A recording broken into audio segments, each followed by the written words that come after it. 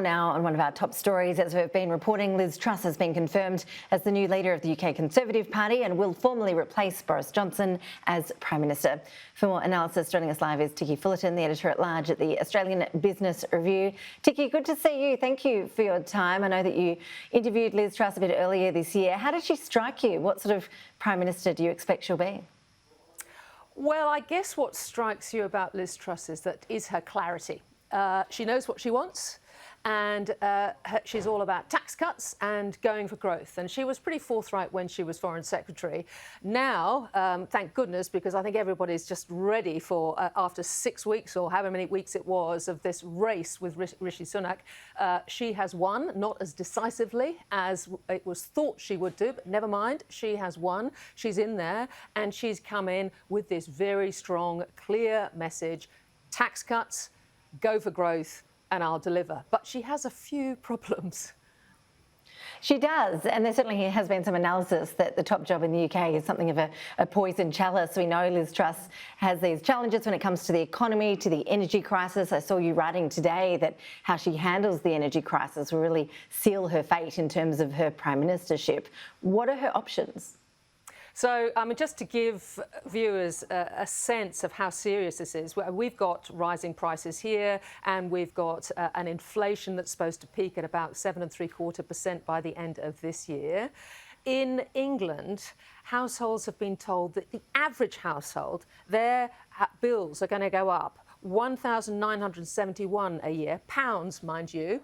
They're going to go up to £3,549 a year. I mean, think £6,000. You know, this is unbelievable. And inflation could get as high as 18 to 20%. I mean, this is quite a different situation. So in terms of how she's going to address this, she is now calling for a freeze, which actually the opposition has called for as well, but a massive freeze of bills, power bills, all the way out to 2024. It's likely to cost something like 100 billion quid. And the question is, where's that money going to come from? Then on the supply side, she also says, we're going to double down. You know, they do take gas from Russia, but just the power crisis has spread throughout Europe. They're going to open up the North Sea again, and she's going to encourage development of more North Sea gas, and she's going to lift the moratorium on fracking on the island of Britain. So, you know, she's got a lot of things on the supply side and demand side. The question is, how is she going to pay for it all? Yeah, it's a question confronting governments right around the world at this point. As a former Foreign Secretary, you mentioned Russia. She's obviously across the challenges in that space.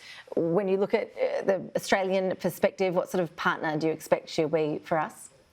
Look, I think she'll be a strong partner, actually. I was thinking about this overnight, and, you know, Britain after Brexit, and she is very pro-Brexit, having actually voted Remain. She's a rostered-on Brexiteer. But we were their first free trade agreement, and they're having trouble with the free trade agreement in the US because that seems to be tied to this Northern Ireland protocol that she wants to wind back because of this border that Brexit has effectively created in the Irish Sea. So difficult to get customs-free trade between Britain and Northern Ireland at the moment. Now, President Biden doesn't like that idea at all. So he's sort of hanging out there saying, oh, no, free trade agreement with you guys until we can sort of agree on this. So she can put forward Australia as, well, this is the success story after Brexit. This proves that we can get out there and trade beyond Europe. And I think you'll see in the General Assembly, that's the next thing, her big trip to New York, the UN General Assembly, you'll see her siding up to Biden, them joining against Putin, getting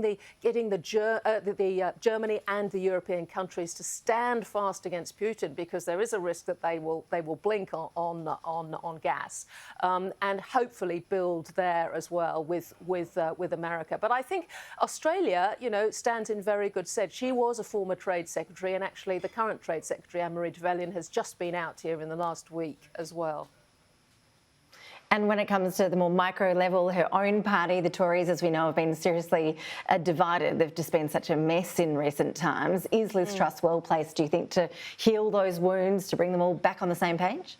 Yeah, look, I don't know about that. I think the jury's out. I mean, there was some sort of speculation in the press that she should bring Penny Mordaunt on as deputy, you know, from the other side to try and unite the party. I don't think that's going to happen. I think she's going to be quite clear about the sorts of people. Kwasi Kwarteng obviously coming in as Chancellor, and then cleverly coming in as Foreign Secretary. She wants her own people in there. Maybe in the junior ranks, she's going to put some from the other side of the party there. But I don't see. She talks the talk on a united party, but we'll see how she plays that in terms of very senior positions. I mean, Priti Patel has stepped down, and Boris Johnson is going to be sitting on the backbenches on her side. But you know, with friends like those, you know, who knows what will happen. Yeah. Time will tell. There's plenty of big challenges ahead. Ticky Fullerton, really appreciate your analysis. Thanks for joining us. Pleasure.